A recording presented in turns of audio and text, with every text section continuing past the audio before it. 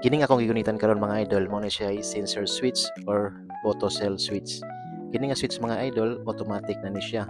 Dili na ta kinahanglan nga mag on and off sa ato mga switches kay mag-automatic lang ni siya og siga ang ato mga suga o makadetect ni siya og ngit-ngit.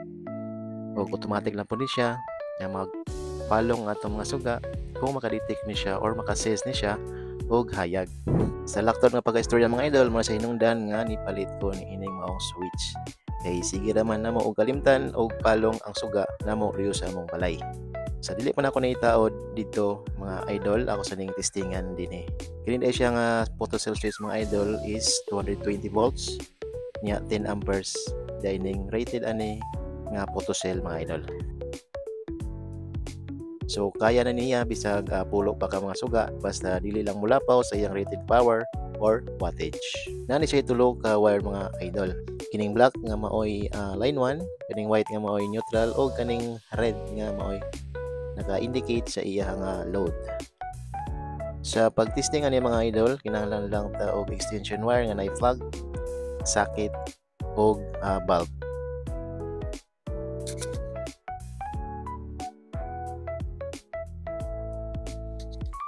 Dali ra kay ni i-install mga idol. So lantawaran nyo ni atong video. Una, photo na nato ning line 1 mga idol nga gikan sa atong circuit breaker og splicing nato dinhi sa black wire dinhi sa photocell switch.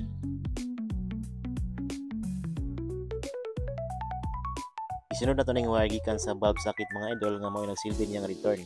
Diri nato ni splicing sa color red nga wire gikan sa atong photocell switch.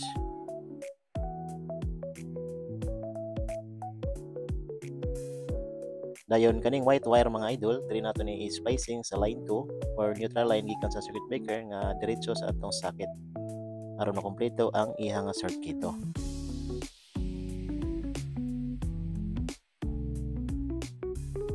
Wala ra na ko ni tape P mga idol kay tangtangon ra man ako ni dayon.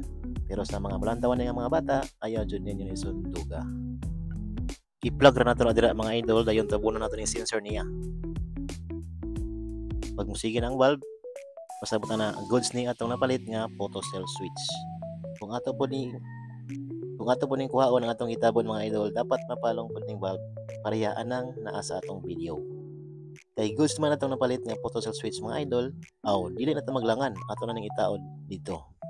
So ang posisyon na ning akong photocell switch mga idol, dira day nako ni i-position sa may sanipa. Kunya mga idol kay humana man ako nag-demonstrate ganiha kung unsaon ni pag-taod or pag-splicing. Ako na lang ning i-time lapse ang atong video para dili kayo taas. Alright.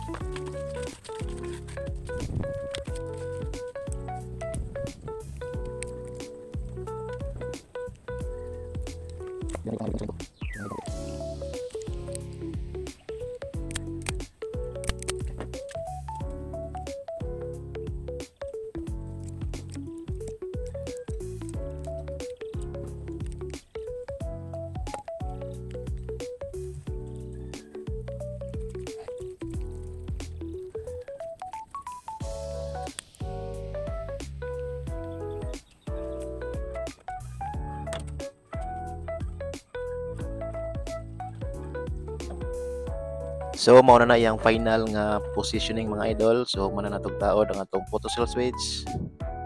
Karon moadto na puta sa sulod balay kay atong butangan og jumper or atong i-direct ang switch niya ani nga karaan para ang mag-control niya kaninang photocell switch. Alright, let's go.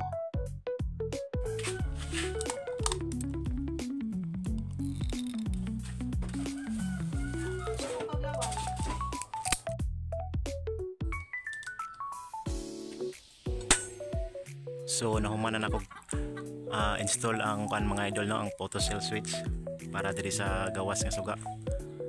So karon atong testingan mga idol og tabon ang ihang sensor kung musiga ba ning ato ang bulb. So ato ning sulag tabon mga idol og musiga ba atong bulb.